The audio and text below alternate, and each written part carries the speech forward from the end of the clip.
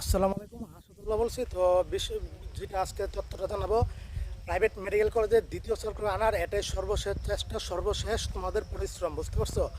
আগামীকাল 29শে জুন জাতীয় প্রেস ক্লাবে সেগুনবাগিচায় সকাল 10টায় হচ্ছে তোমার প্রেস ব্রিফিং, বুঝতে পারছো? সাংবাদিকদের নিয়ে সংবাদ সম্মেলন। এটাই দেশবাসী জানতে পারবে তোমাদের দ্বিতীয় সার্কুলার হবে কি হবে না, দিবে কি দিবে না। তো এটা খুবই গুরুত্বপূর্ণ, এটাই সর্বশেষ চেষ্টা। পরবর্তীতে আর কোনো চেষ্টা করা হবে না, আর কোনো কাজ হবে না। তবে এটা দ্বারা ইনশাল্লাহ আশা করি কিছু একটা হতে পারে, কিন্তু তোমরা যদি এভাবে কাপুরুষের মতো বাসায় বসে থাকো তাহলে তো কাজ হবে না, বুঝতে পারছো? এখানে তোমাদের আসতে হবে, এখানে লোক সংখ্যা উপস্থিত থাকতে হবে। তোমরা দেশের যে যেখানে আসো না কেন মোটামুটি এই প্রেস মানে সংবাদ সম্মেলনে উপস্থিত থাকার চেষ্টা করো। আর আমিও চেষ্টা করব আসার। মাত্র কালকে রাত্রে 12টা বাজে আমি ঢাকা থেকে জার্নি করে আসলাম, অনেক ক্লান্ত। তো এর দুদিন আগেও ঢাকা গিয়েছিলাম। তো আমিও চেষ্টা করব, সর্বাত্মক চেষ্টা করব, বুঝতে পারছো? এটা অনেক গুরুত্বপূর্ণ, অনেক ভূমিকা পালন করবে, বুঝতে পারছো?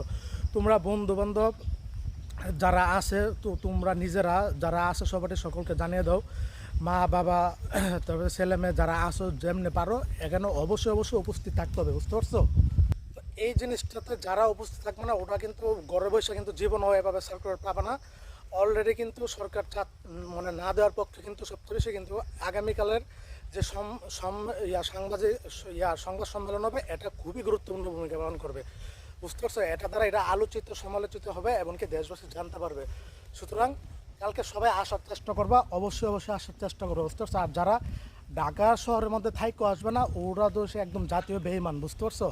আর ঢাকা শহরের আশেপাশে যেসব জেলাগুলি আছে, তোমরাও চেষ্টা করো, সর্বাত্মক চেষ্টা করো, বুঝতে পারছো? এটা মিস দিও না, এটা মিস দিলে তো অনেক সমস্যা হবে, বুঝতে পারছো? এটাই আন্দোলনে দ্বিতীয় সার্কুল আনার একমাত্র উপায়, একমাত্র শেষ অপশন। সবাই ভালো থেকো, সুস্থ থেকো, আসসালামু আলাইকুম।